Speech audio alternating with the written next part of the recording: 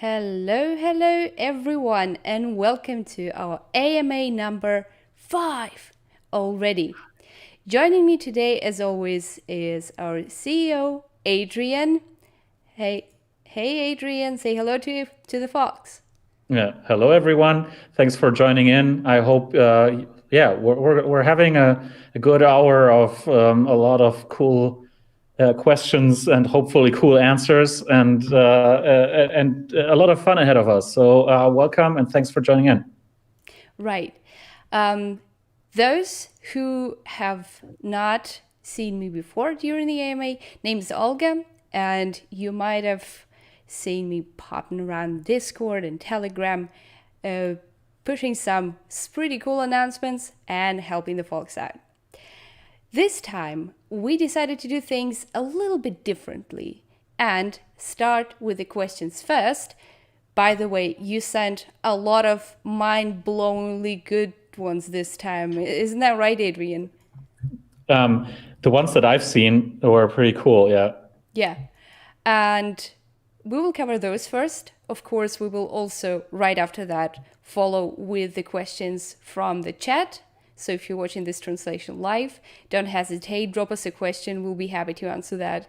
And right after the questions, we'll share some technical updates, some maybe plans and teasers with you, and talk about crypto in general if the questions that we received allow for such a scope. Should we get to it? Of course. Let's go. Let's go. And there were particularly many questions about Wombat this time. I'm astonished and proud. But yeah, this one was, that's really deep. That's a very interesting one. And it's about how projects develop the communities and involve the communities. So we have a Wombat user asking, it's a known fact that without network participants, there is no network. I guess we can all agree to that. True. So how do you intend to get participants, and how do you grant the community an equal opportunity to contribute to the success of your project, no matter what its status? Adrian, you have the floor. Yeah, thanks. This is a deep one, right? And It is. there's a lot to talk about. So in general, we obviously appreciate any kind of collaboration and contributions from, as it's called, network, right? But I prefer calling us a community, and we try to foster any type of collaboration among the community, and also try to involve you folks as much as we can in whatever we do, right? So our big goal actually is to get as many people into crypto and gaming assets that run on the blockchain as we can, right? And explore with all of you this world that's actually unfolding in front of us. So it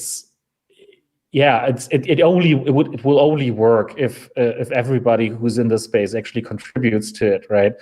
And now, so that's kind of the generic answer to this, right? And now to get slightly more deeply, we obviously there's this network effect, the Metcalfe's law, right? So the value of a network increases with the number of its participant in a square relationship, right? So if you have double the amount of participants, you will have 4 times as much value in the network. So the more people are involved, the better. And we actually have that with all kinds of relationships already, right? So whenever people are coming in and are using whatever is being offered in Wombat, right? Any of the apps, then this helps make these apps more sustainable. So these apps will start offering more value, right? And then also when they get users from Wombat or through this platform, right? Because we have a ton of people using Wombat and also OnePlay, And if a lot of you guys actually try out the apps that are in there, then more of these apps will want to work with us. And also more of these, there will be more of these apps, right? Because people interested in developing new apps like games and whatever, they will see that it's actually worth it, right? And that's a common problem, specifically among blockchain projects and blockchains, that they have to start somewhere. And when you start out, there is nothing on your blockchain, right? And this is also why there's a lot of incentives by all kinds of blockchain projects to build upon their technology. Let's say there's Algorand or Avalanche or whatever you call them. They have grant programs where they give out money to people who want to build on their blockchains. We're obviously a bit different because we're not a blockchain. We don't run our own blockchain, maybe yet. So we don't need people actually building on top, but like on top of Wombat or Wombplay. But we still like to cooperate with as many partners as we can and get in as much cool content for anyone using Wombat and Wombplay as we can, right? And it helps if the people who are already there actually use the stuff that's available, right? And we see kind of what else we can do. So obviously there's a lot you can do already. You can also feel free to shoot us suggestions how else we can improve. We're really trying to deliver as much value as we can right now, at any given point in time. So not in a distant future, but today and from today on, right? And yesterday, obviously, as well, but that's over. So losing myself here, but that's in essence, that's my view on this. I don't know whether you have a different one, Olga, but I mean, I would definitely say that we are always open to feedback, as you said, and without the community of some of the ideas of you folks, this would not be possible. I mean, Wombat and Wombplay as they are now. Every single token suggestion we get, every single game request we get for Wombplay helps us to kind of correct or adjust the vector that we're moving in. And of course, regarding how the community could be involved, we always deeply encourage people to reach out to games developers and publishers if they want to see their games on Wombplay, which I think is kind of the most powerful input people could have in terms of the variety of the platform, what it offers, what kind of content we have in there. So it's like, you have the power, people. Yeah, unfortunately, they don't do community votings, right? Typically, but it would be so cool if 1,000 people would stand on their doorstep, virtually, of course, and ask them, "Hey, can't you get that game on Wombplay?"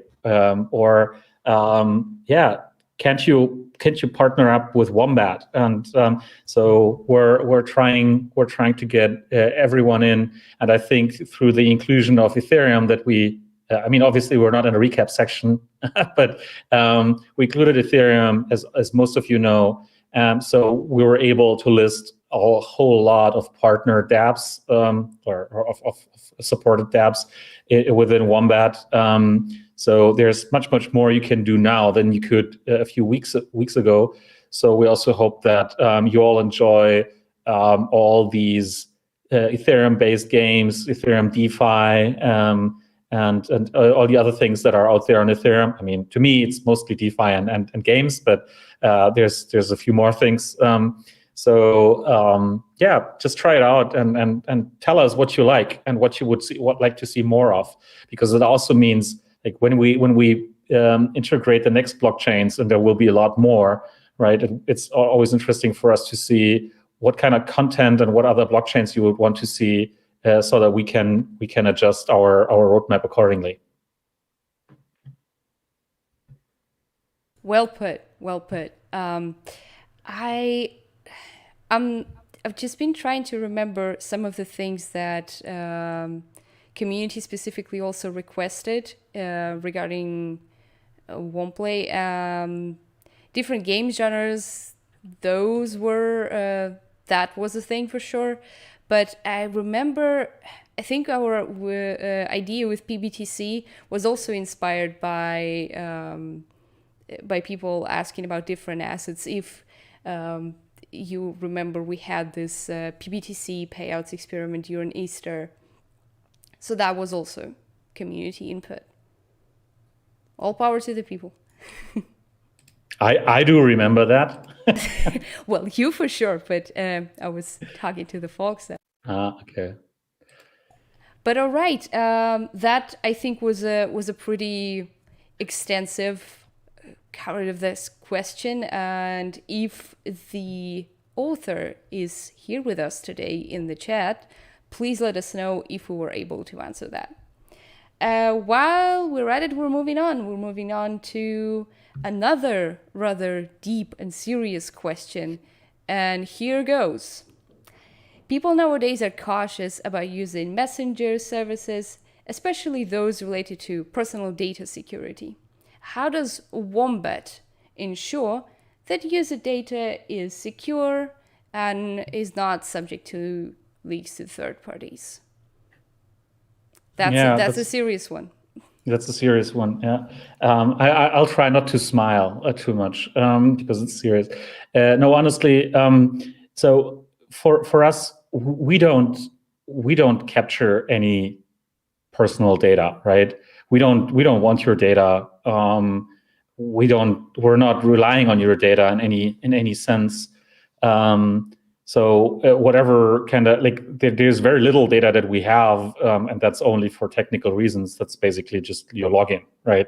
That's all that we know. So there is not much personal data that we can even run around with and lose or whatever.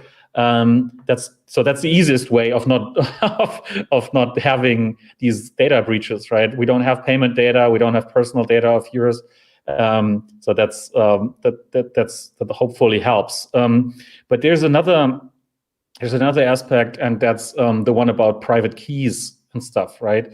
Because that's also something in the crypto world. It's very easy to lose your money because somebody you may not know kind of what to do, and somebody may ask you to I don't know, paste your private key somewhere. Oh yeah, that's a whole new level of security breaches.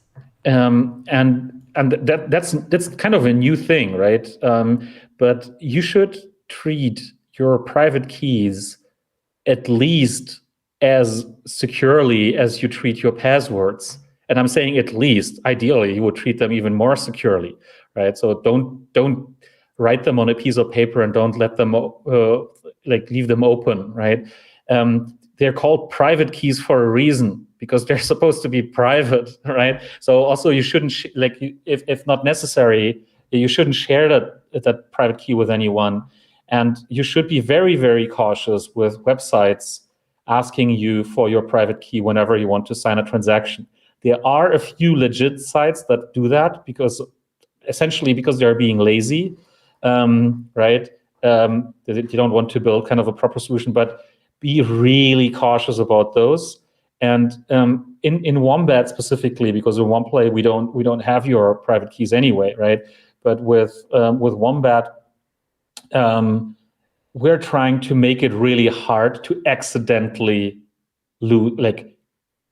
show your private key to somebody, right? And if you have suggestions of how we can make that even more difficult to accidentally display your private key or give it to somebody, then let us know. But that's something that's very important. Yeah, I can't imagine any kind of data breach on our end, but there's definitely this problem of leaking private keys in case you get asked about them and stuff. So be very, very careful about this. All right, folks. And just one thing to add to what Adrian said.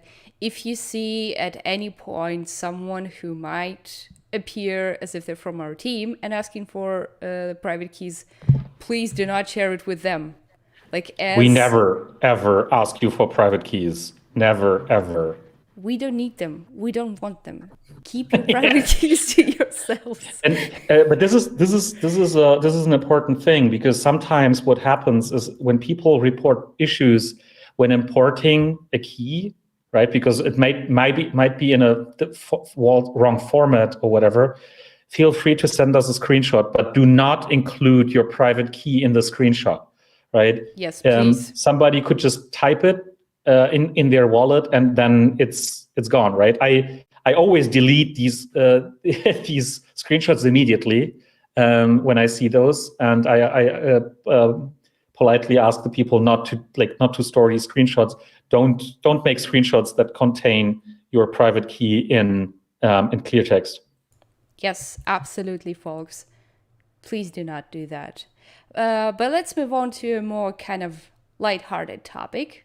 It's getting a little bit like a dragon's den here. We have a question from a crypto investor who wished to remain anonymous. So they say that they're a crypto investor and they only care about the prospect of a crypto that they choose. Same goes for wallets, apparently. So Adrian, tell everyone, why should they choose Wombat over other wallets? What sort of sets us apart? I think the most important thing is we do call Wombat a wallet, but we want to be so much more than a wallet, right? Essentially, a wallet is just a functionality where you store your crypto, like obviously in the crypto sense. There's so many other things that are called a wallet. And I could go I could go ahead and talk about why wallet is a wrong term for a crypto wallet in general, but that's not the point here, right? What I'm trying to say is that the wallet functionality within Wombat, that's just a little part, right? There's so much more to what we're trying to offer to all of you than just a wallet. That is supposed to make it a better experience. And we have a new colleague who just started today, who has been like talking extensively about the experience that he wants to bring to Wombat. And so we don't have a real roadmap for that yet, but we're working on it. There's like Wombat is going to be your entrance, or the place where you can deal with all of your gaming related blockchain assets like NFTs and cryptocurrencies. So it's going to be so much more on top of just being a wallet, where you can share it with your friends and interact with your NFTs and trade them, trade NFTs, right? And all these things that are much more than just a wallet, right? Where you can look at the crypto and hope that it's gonna get more valuable. So as a pure crypto investor, where all that you want is kind of know whether your cryptocurrencies that you have are becoming more valuable, I would probably recommend you to choose a different product, like Blockfolio or so, which are like products that are specifically meant for kind of value tracking, right? Obviously, Blockfolio is not a wallet, but I know that. But these are products that are more tailored towards investors who are holding crypto and want to mostly manage their wealth, let's say. Wombat will always be about being active with your crypto assets, right? You can swap tokens. You can save them. There will be a savings functionality. We have this super simple token swap. We have the NFT view where you can interact with your NFTs right from the NFT gallery, right? So, and there's going to be so many more of these things that, it's not just talking about a wallet where you can store your crypto. It's not going to be sufficient to explain what Wombat actually is. That is true. And I really love this kind of direction where Wombat is going. But yeah, this would definitely be not the first kind of app you'd have in mind as a hardcore crypto investor. As a hardcore crypto gamer, though. Maybe. Hopefully. Exactly.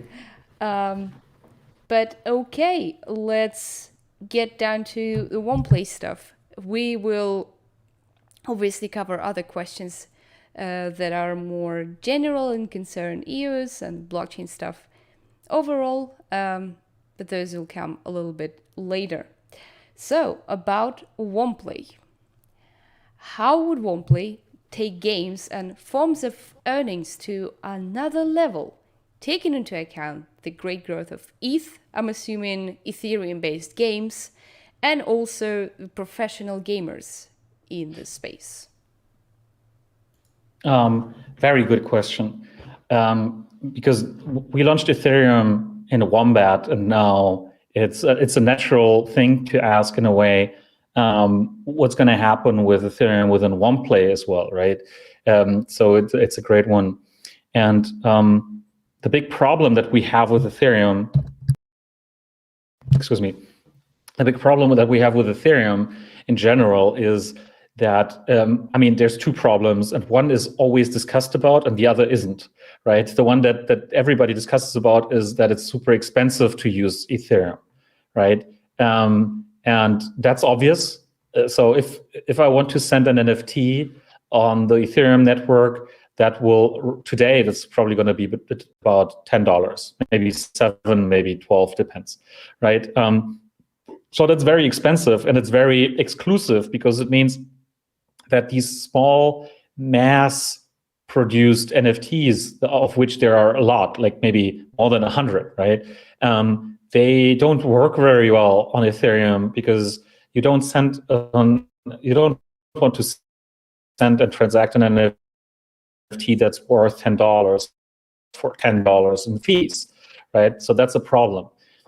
It's very hard to explain to somebody who's entirely new to blockchain how to use Ethereum, what the rise gas settings are, both gas limit and gas price, and like when your transaction is going to be executed, right?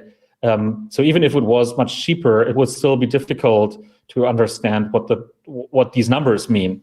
And last week there was a hard fork on the Ethereum blockchain, and this is supposed to stabilize the whole gas thing, which maybe it's more stable in terms of it doesn't fluctuate as much, but gas didn't get cheaper, which was something that was highly anticipated. So gas is still at least as expensive as it was before, but also it kind of made understanding the gas model even more difficult, because now if I submit a transaction with a gas price of 30, even though the next blocks aren't full, I still might not be executed, which is crazy. So it makes it even more difficult. So what I'm saying is that we would love to integrate more Ethereum-based things into OnePlay, but it's incredibly hard to do that because either it's very expensive, and we can't do that for most of our users because there are so many, right? And we can't send an NFT to everyone, let's say to 50,000 people, and just spend $500,000 on just gas fees to do that, right? That's kind of crazy. And on the other hand, if we did that, it would still be fairly difficult for everyone to actually start transacting with that NFT, because you would all have to load up ETH first before being able to put it on the marketplace, let's say on OpenSea, right? So that's what kind of holds us back from integrating a lot of Ethereum-based assets and based functionality into OnePlay. That said, what we're trying to get you also on OnePlay is not just kind of any games, right? But specifically the blockchain games that you might be interested in, which are easy to access. right? So we're currently talking to pretty much all of the large Ethereum-based games, and hoping to get some of them listed on Womplay in the near future, so that you will be able to earn additional rewards while playing Ethereum-based games, right? And we think that we have a very strong promise in blockchain-based games into Womplay, and I think that many of you are actually enjoying them because they basically combine gaming and blockchain, right? And this is what we do in Womplay for any type of game. But specifically, the blockchain-based games, they're also very interesting to us, right? So we also like testing them out and playing them and interacting with them. So that is something how we can actually leverage this specifically from a perspective that now, if you get something, or if you need a wallet, an Ethereum wallet to play CryptoKitties or So Rare or transact on OpenSea, then you can just do it right from within Wombat, right? And that makes it much more accessible to everyone. But there's literally nothing right now we can do about these user experience issues that Ethereum has. Are you going to drop some names, Adrian? Maybe which Ethereum games? Hell no. Ah, That's not what I typically do, right? I don't want to promise anything, and then because it doesn't only depend on us, right? fair. I don't want to promise anything, and then we have to disappoint you. So we're on it, and it's looking very good, and we'll probably have something to disclose very soon. So unfortunately, you will have to wait until we're done, because sometimes these things take longer than anticipated, and it's sometimes not us who that depends on. Okay, well, Fox, I guess we're gonna have to wait until the next day, then. I don't know, but hopefully sooner. With that in mind, speaking of crypto games, we have another question that kind of takes them in a different dimension. Well, them in Womplay. This person is asking, with the rise of play-to-earn games like Axie Infinity, DeFi Pad, Crypto Blades, will Womplay ever develop its own blockchain game, NFTs, and token? Cool.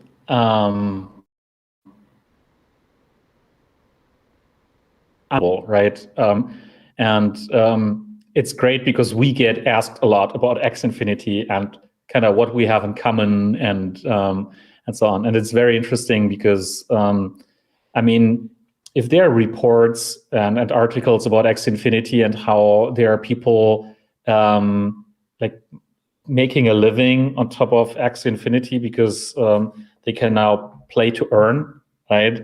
You can also do Womplay, right? So it's in a sense that's very similar. I think that to me, Womplay, and not because it's called Womplay, but because this is how we want to add value. Womplay itself is kind of a game, right? And it may not feel like a game in every aspect of it, but this is where we want to go, right? That we enrich the experience of playing games by having this kind of layer on top, right? And this shouldn't feel like work. It should be fun, right? And so I think that we made a very good first step with the Hero Zero and Tasty Tail NFTs. There's going to be more NFTs that are game specific. Yes, that is one thing that I can promise. There will be Womplay related NFTs, right? And so we will offer more things that you can then do with these NFTs. And I think that's going to be Womplay itself. Effectively, will be the game. We're not going to do a separate game outside of Womplay. What about a token? Yeah, possible. Possible. Will it be Wombats? I don't think so. Ah. And here I was kind of semi-anticipating our whales, like Bandaddy. Shout out to that dude. He's in the chat right now. Ooh, You know, hello. exploding with happiness. I'm rich. I got all these wombats. But okay, fair enough. Let's wait for some more details on that then. Okay, speaking of Bandaddy, here's one of the questions that he sent to. When is the release date of the Golden Treasure box? Why has nobody ever asked that before? Well, oddly enough, some people do, but they just don't submit this question for an AMA. So now they got you cornered, my man. Okay. So here's the thing.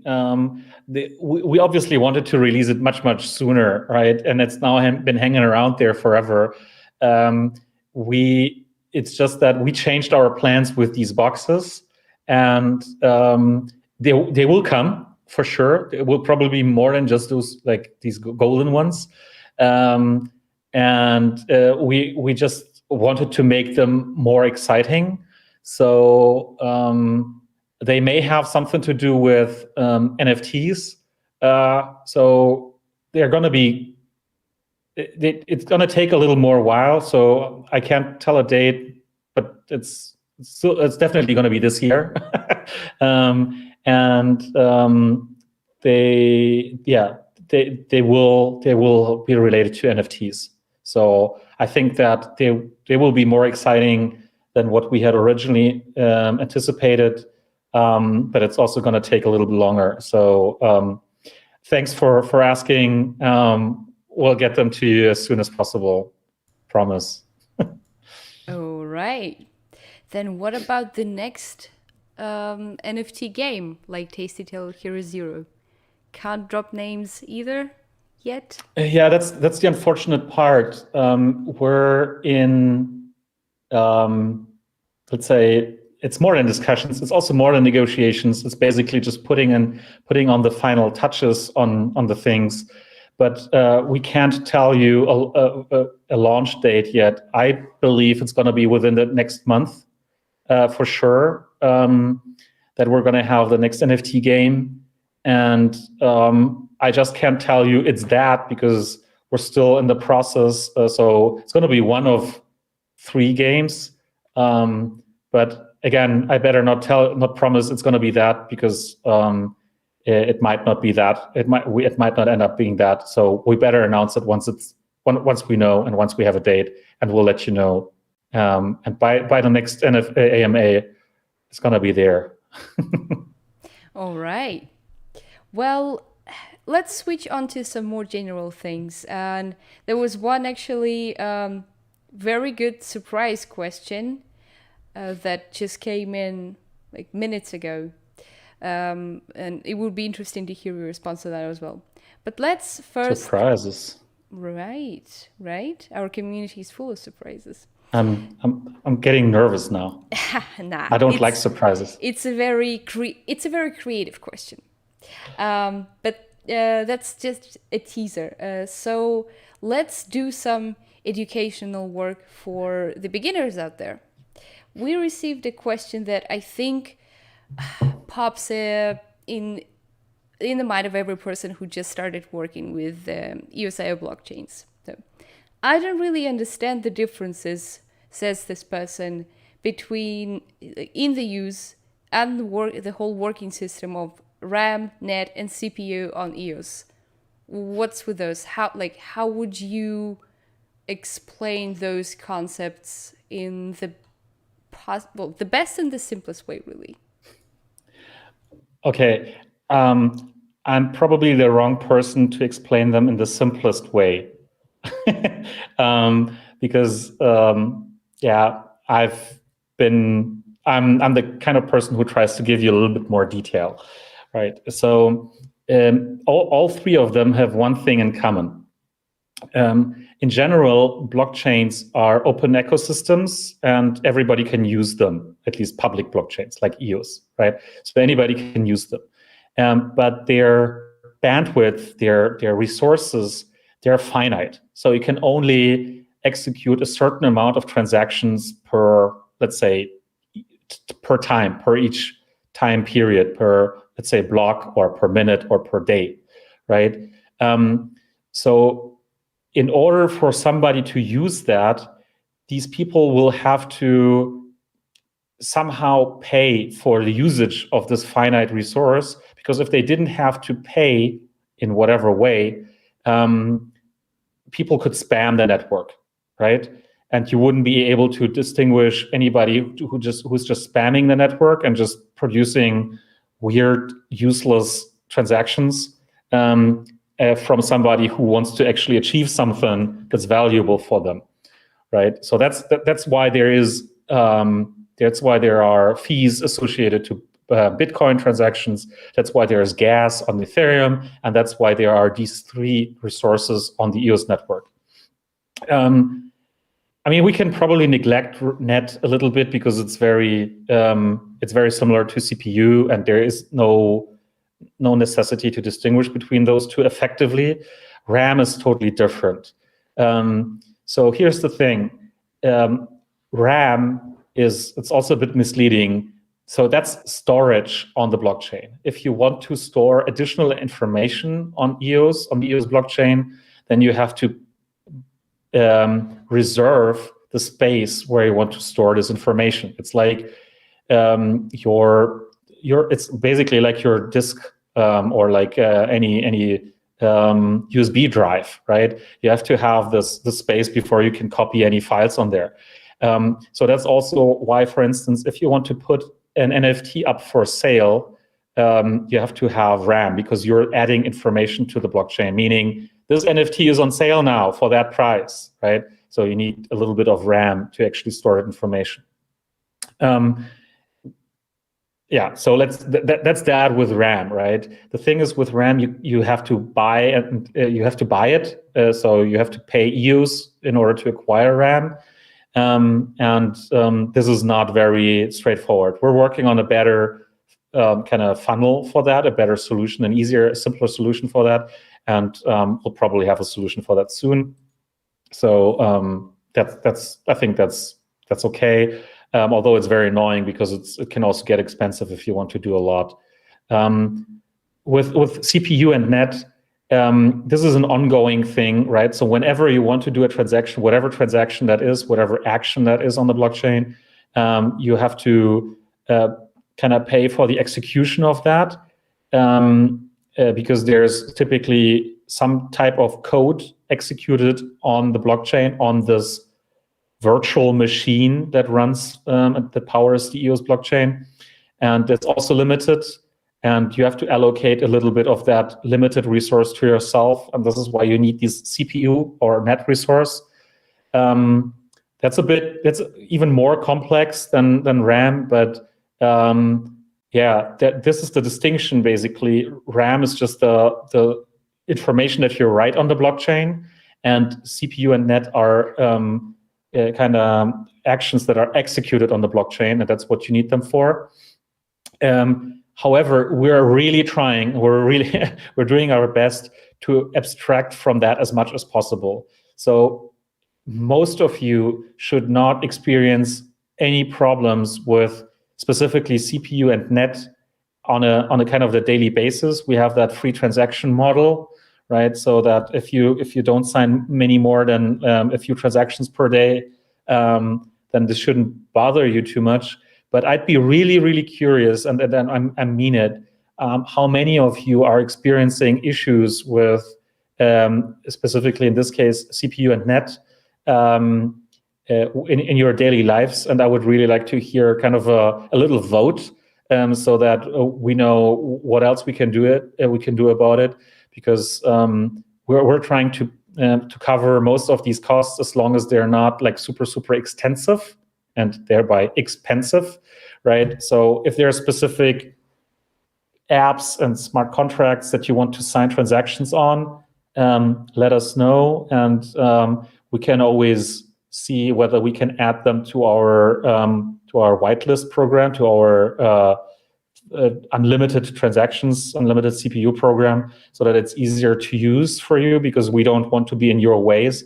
We've always tried to give you as many kind of free transactions on as many dApps as possible. But yeah, I'm really curious what there is that you're having troubles with, and then we can check it out and see how to deal with it.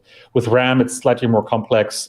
Also there, we're trying to cover as much as we can, but it's kind of we have to be very cautious, because some things, there are people who will try to benefit from us helping others with RAM without actually having good intentions, right? Yeah, absolutely. And we already have our two first candidates, actually, DeFi Box and Atomic Hub for unlimited CPU. Regarding DeFi Box, I think we can share the good news. We added it yesterday. So yeah, Javier, DeFi Box is on. But with Atomic Hub, that should also work. I just heard that sometimes we're having problems because we're getting in each other's way. So Atomic Hub are actually taking over CPU cost as well, but they have some kind of a limit, and I don't know exactly what that is. So sometimes our resource model would get confused with that. We'll see whether we can do something about it. But with Atomic Hub specifically, it would be very important, because obviously that's something where you would want to sign like 10 transactions within a minute or so, right? If you want to burn or like put them up for sale or whatever. Yeah. So I can totally see how that's in a way. So what you can always do is just wait a little and then try again. This is typically going to work on Atomic Hub's side, but we'll also try to find a solution on our end of how we can actually better deal with it. It should actually work. It's configured to work, but for some reason it sometimes doesn't. So that's very unfortunate. Indeed, but let's get to that creative question that made you a little bit nervous. I don't know. I just really liked it. We can get a little bit philosophical, maybe. There was one person who wanted to start a discussion on the meaning of EOS, right? So BTC stands for Bitcoin or whatever. And with EOS as an abbreviation, how would you decipher that? What would that stand for? I think one of the options they suggested was, oh God, I cannot find it now, but there was something about singularity even, so something rather deep. I don't know. I think that for a while it was supposed to be deciphered as enterprise operating system or something like that. When this was supposed to become more of an enterprise platform, which I kind of never really was agreeing to. So now I would actually say it's probably more like everyone's operating system. Right. Well put. Meaning that, I mean, to be honest, yes, if EOS is much harder to onboard, right? If you go to the classic route to onboard onto EOS, you have to create an account. For that, you have to have EOS first, and you have to send it to an account creation service, and then like pay for your account, and then you get your account, your private key, you paste that into your wallet, and then you're good to go, right? And then you have to stake resources and buy RAM and whatnot. It's crazy. It's really difficult. We've been trying to remove most of that from most of that burden from Wombat users whenever they want to transact with EOS and start interacting with EOS, so that it's actually very easy to use, right? As soon as you are there and as soon as you have everything, transactions are really fast, they're really cheap, right? You can make a lot of them. So it's actually much more usable as soon as you are onboarded than Ethereum. Ethereum is exactly the other way around. Ethereum is very easy to onboard because essentially you just have to create a private key and you can immediately start interacting with it theoretically. But then you have to know about gas and gas limits and gas price and all these things, and how long transactions take to be confirmed, and right. So all these things, and it's really hard to use. So I think that the EOS.io technology in general and EOS specifically actually have the potential to be much more accessible for as long as onboarding is solved, and I think we solved it quite nicely. We could actually, yeah. I think Dan would be happy to call it everyone's operating system. Oh, he for sure would be happy to call it like that. In fact, I mean, this is probably like, this summarizes the whole idea of EOS Eden, I think, as best as it could, actually. Yeah, I would guess. Shout out to Dan. Yeah, shout out. Tell him that. Give him a trademark for free. But I'll mention that next time I talk to him. You do, because I think this is a very nice messaging to kind of behind it.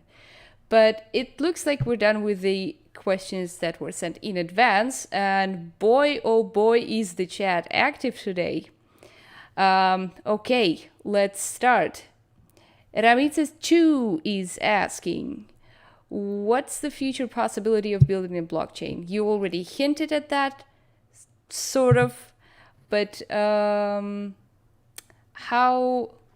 would you respond to this? Is this maybe? And if yes, would that be an EOS.io blockchain? Yeah, it's a definite maybe. So right now, I don't think we are in need of another blockchain, right? Because what problem would you solve with a new blockchain? There's like this, let's call them fourth generation of blockchains with Solana and Avalanche and Algorand and whatnot, right? That are even better from a technological point of view. But it's not about technology, right? It's kind of never been about technology, because if it was about technology, nobody would be using Ethereum. Sorry. That's not the point, right? The point is, how do you get enough? And that's kind of back to the network questions, the first question that we had, right? How do you get enough kind of cool applications, cool things that people can use on this network? And how do you get enough people to hold the assets that are running on this blockchain and who want to interact with these apps, right?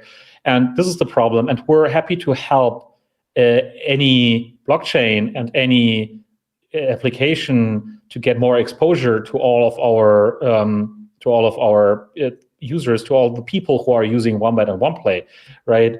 And but we're not right now. We're not in the business of building a blockchain ourselves. However, and that's why it's a maybe and it's not a no, right? However, if we ever find out that there's a particular thing that's not being solved by a particular blockchain, then we'll definitely do it, right? Because that's always been our philosophy, that we try to use as many things that are out there. And not build them if we can avoid it. But if we can't avoid it, then we'll go on it and do it ourselves and do it effectively and efficiently, right? But right now, I really don't see the need for even more blockchains. There's so many blockchains, guys. If you want to try out all the dApps and all the blockchains, then you're going to go crazy, because also it's going to take you a lot of time to onboard and to find out kind of what the quirks of each individual blockchain are. But yeah, right now we have no short-term plans to do that. And if it was based on EOS.io or not, that we would actually answer as soon as we would start building or thinking about it, and whether or not EOS.io would be the best technology to do it, right? Actually, I mean, spinning up a blockchain is easy. right? You can use Ethereum, you can use USIO, you can use Hyperledger or whatever you want to just spin up a few nodes and voila, you got a blockchain. But we won't do that without actually having a real purpose for it. Well said. I mean, that's definitely a problem as well, I think, for crypto novices, because aside from some big names in the space that established blockchains, really, when people are looking to diversify their portfolio or just learn more, eventually they end up in this vast ocean of all kinds of networks that are very hard to distinguish in terms of kind of use cases sometimes. So I would want to add to that. I actually like to compare that with the internet itself, right? Because blockchains are protocols running on the internet or running in the internet or whatever you want to call that, right? And it's kind of similar to what to all the other standards that are out there on the internet, but actually people don't want to really care about it. At least I think so, right? Because I myself don't really want to care about it. I don't want to know whether I'm using HTTP or HTTPS or FTP. And until like 10 years back, you always had to type that in your browser, right? You always had to type HTTP : whatever URL you wanted to open. And everybody wondered why they have to type that. And everybody got used to it until browsers allowed to actually not enter this anymore. You just skip it altogether. It's still there. It's just the browser takes care of it, right? So nobody, like hardly anybody knew what actually this weird hypertext transfer protocol actually is, right? And so I think it's actually similar effectively with blockchains. And this would be the best thing that we could achieve if we didn't have to put the name of a blockchain anywhere within Wombat. Unfortunately, because the user experience differs so much between blockchains like EOS and Ethereum, right now we think that we have to do it so that it doesn't feel super bad. So we'll expose that even more to all of you. So especially when it comes to tokens and dApps, we'll be displaying that even more prominently because it might be confusing right now. But ideally, we wouldn't have to take care of that at all, right? And it would just say, okay, this is a dApp. It doesn't matter whether it's running on Ethereum or on EOS or on Algorand, right? It's just there. It works, and you can deal with it. You can interact with it, and that would be the best possible way. Fair. But let's move on to some more specific things, concrete things. But I do think that this is a good topic for discussion. And if anybody wants to carry on, please do join our Discord server, and we can carry on this conversation in there. This would be very interesting to see what you folks think about it. But speaking, about specific stuff. Won't play. We're back on our favorite track, and Pan Daddy is at it again with his amazing questions, like this one here. So now that it's changed from a time-based NFT reward in Hero Zero to milestone ones, the activity is dropped. Some people stop playing effectively. Is there any chance we can revert this change, or do we plan to design anything to make the people more active in certain games? This is a very interesting observation. I mean, on one hand, we don't want to incentivize too much that people just, for instance, keep their app open without actually playing, right? So this was a bit of a problem with the previous model, with the time-based model, because effectively some people could actually would farm NFTs like that, right? And that in turn would increase the number of NFTs that are out there. So prices wouldn't be very stable on the market and whatnot, right? So that's an interesting economical discussion that we can have about this. But that's a choice that we can make, right? Whether or not it's time-based or milestone-based. So if that's a common request, then we'll definitely consider this. But we may not add it back just as it was, but make it a little bit more advanced so that we prevent like this. I don't want to call it abusive behavior because it's exactly what is said, right? But maybe we can also make some kind of a combination of those two, so that we make it harder for people to just come in and just farm NFTs without actively playing the game. But it's a very good one. I like that.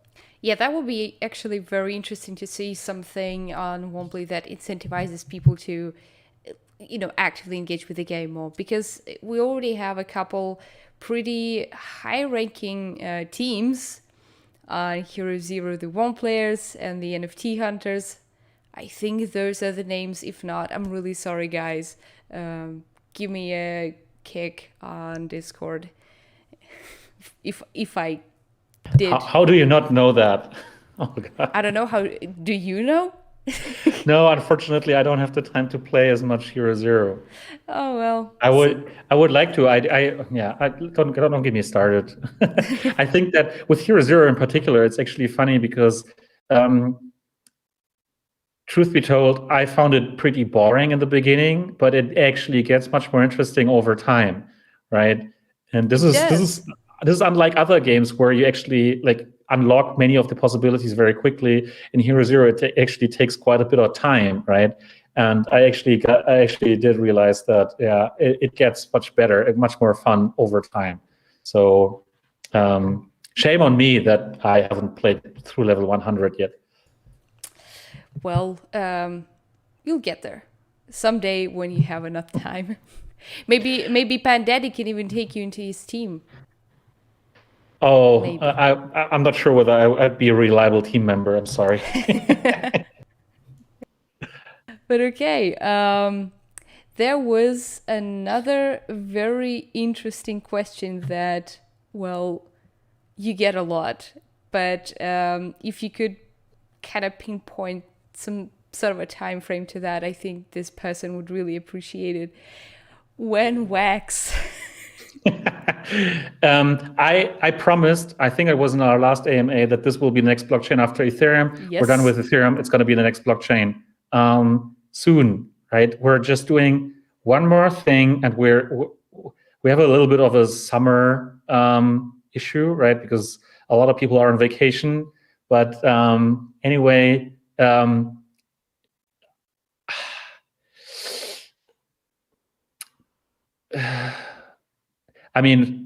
definitely this year, but it's definitely going to be well before the end of the year. So let's say within the next 2 months, we're going to have wax. All right. Well, there you and have now it. I did it, right? Now you forced me into that. Now I feel bad about it, because if I don't keep it, then people will be angry at me. Well, in all the fairness, I'm being a little bit selfish here, because it's better that they're angry at you than at me. So whatever. Okay, that's good then. But I don't know whether Kari is listening. Probably not, but Kari will definitely hold me down on that if he hears that. I'll make sure to get a cat out of this moment of the AMA and send it to him. Thanks for helping me, Olga. Thanks for helping me. You're welcome. But there was another very interesting question about Womplay, and I don't really think that you can reveal anything yet. But let's draw some prospects in here, right? So, does Womplay, asks Willis Rogers III, do we plan on partnering with bigger gaming companies like Sony or Microsoft's Xbox branch for NFT gaming? Yes, we would love to. We're trying to partner with as many companies as possible when it comes to that topic. We're in some very, very good talks with some new partners. I mean, we're obviously always in talks with our existing partners. Some of them are very, very open to these things. Some are more reserved, right? But ideally, we would have NFTs for all the games, and even more, get more NFTs out from like more NFT projects in from companies that we don't have yet. It's it's also a little bit of a bandwidth issue on our end because we can't do all of them at once. We would actually there's so much interest for these things that we could actually do more if we could manage all of that, because it's a lot of work. That's one thing, but definitely we're on it, and it actually helps that the previous ones have been working so well, and that all of you are so happy about those NFTs, and that you're like dealing with them, you're trading them, you're interacting with them, and you actually seem to really like them, and that helps a lot, because obviously we get a lot of questions around, so what do people do with them, why do they want them, and maybe you can explain much better why you want NFTs, right? So if you can send us some quotes about one-play NFTs that we can use, obviously anonymized, but in front of these companies, then we'd be happy to share your opinions with them and use them to help convince them to actually do NFTs with us. Exactly. I could totally imagine a completely, crazy NFT market for platinum PlayStation trophies. Huh? People are gonna go nuts over these things. We've had, it's been a while, but we had an interesting conversation with some people from Sony back in the day, and we should probably pick that up very soon, right? Because NFTs will have to come to consoles as well eventually, for sure. Indeed. I think we can give it a try with the upcoming Steam Deck, since it's not that much of a difference from a computer. But this would be definitely an exciting move for sure. I'm not sure how open Valve and Steam are, but let's see. Stranger things happened. But okay, thanks for all the questions, chat. I saw a couple of others that were more kind of support related. So if you still want them answered, please use our official support channels, and our team will be happy to help you with those. But we also owe people some future plans, some roadmaps, some recaps. Let's get right onto it. We already mentioned that we had Ethereum released on Wombat, and I don't know, do we have any plans on expanding the natively supported dApps and games in there, or tokens? Or maybe you would like to share something else you find more interesting about our plans? So when it comes to Ethereum, that's obviously been a lot of work for us, and that's quite an achievement, because the Ethereum blockchain feels totally different than EOS.io, right? So we're super happy to get suggestions from all of you, kind of how to make things easier when it comes to Ethereum, right? This is not the final product that we have right now, so there's still a few improvements that are to be made. So feel free to drop us suggestions. What else you would like to have when it comes to dApps? If we're supposed to list more dApps, there's obviously a few more that have come out in the meantime. So happy to include those. Obviously, happy to include more tokens on Ethereum. There's just we have such a list. So we're already dealing with that. So that obviously is always highly welcome. But also integrating Ethereum will make it much, much easier for us to integrate other blockchains that are Ethereum compatible, right?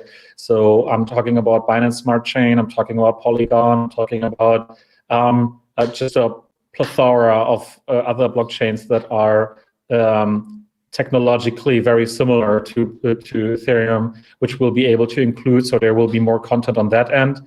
We're also working on including all of the Ethereum Ethereum-based things into, as I said earlier, into the token swap. You can see it that it's in preview right now. That will come very, very soon. We're literally on the final touches.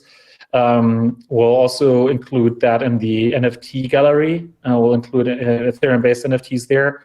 Obviously, also Wax once that's there for sure. So these are things.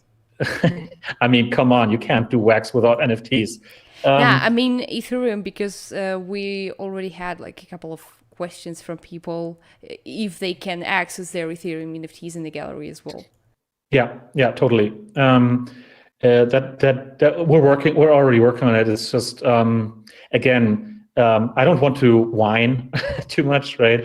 But Ethereum-based NFTs look pretty differently from EOS-based NFTs. So we're obviously working on kind of displaying that in a nice way and covering the major cases and so on. So it's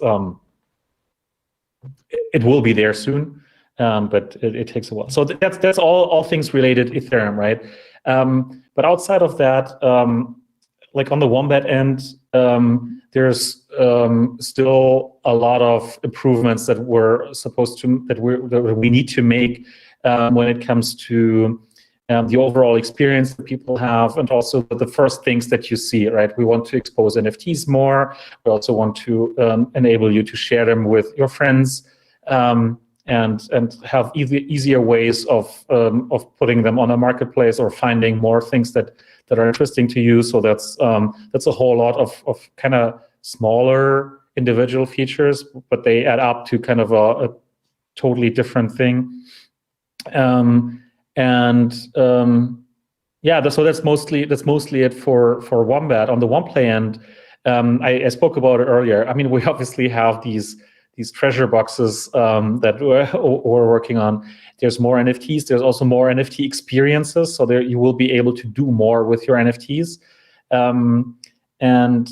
There's overall more things that we want to enable you to do within OnePlay, right? And there's also a closer integration of OnePlay into Wombat planned, so that it gets easier to use OnePlay from within Wombat, and at the same time you might be able to sign transactions on OnePlay from inside Wombat, right? So that will enable us to add more things to the NFTs specifically, which I'm very excited about actually. Yeah, there's a ton of things that we're planning, right? So I guess it's more important to look ahead than to look back. But I think that's the most interesting parts. So I'm really looking forward to get all the stuff out to you. And all of what I just said is basically part of the rest of this year. So it's gonna be a hell of a rest of the year. Oh yes, absolutely. This, I know that this means more work for us, but I'm so excited. I like that kind of work, right? That's amazing. That is fun, guys. So if there's things that actually help you do what you want to do, or have more fun, or make more crypto, then this is really exciting stuff. And we're also increasing or growing our team so that we can do even more of these things for you. And there's nothing more exciting than getting that feedback from you that things are awesome, and that you're happy, because that's exactly what powers us, and that's what we want, right? Yes. So what else shall I say? That's it. That's why I wake up in the morning, and that's why go to work. I don't go to work mostly. I work from home nowadays, obviously, but that's what gets me going.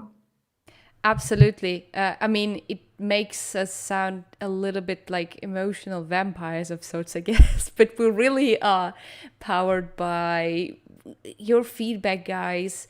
Every single thing you share with us regarding Wombat and Womplay, or just, whenever you drop by just to say hi and telling us that you secured a nice sale of NFTs or that you've collected all that and now it looks so pretty. And yeah, those are really like the moments when our entire team goes like, yeah, this is worth it. We really do. We're a bunch of saps. I have one request to make though. I hope maybe anyone who owns one of these super rare edition 1 Hero 0 NFTs, like the Mythics, is here and here's that. Put them on sale, please. So at least they're there, right? Because so far I haven't seen any of those Darkulas hit the market ever, and there's only 5 of them. I would really like to see them on the market. Because I think that there are people out there, not saying whether I'm included or not, but it's kind of obvious, who would love to have them, right? I want this Darkula and maybe a bat, but I used to have one. I think I have one somewhere. Yeah, put them on the market, please. They should be available to everyone. If you're not using them, if you don't want them, if you're not like, maybe you also do want them, but if there's a price tag you can put up, then please do so. I really want to see it.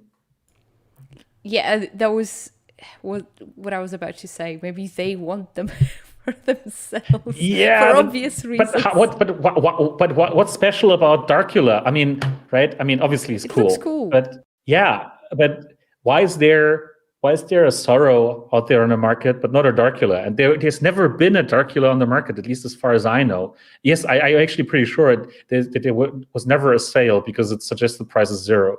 So, come on. Well, that's vampires for you. They're sneaky. Yeah, totally.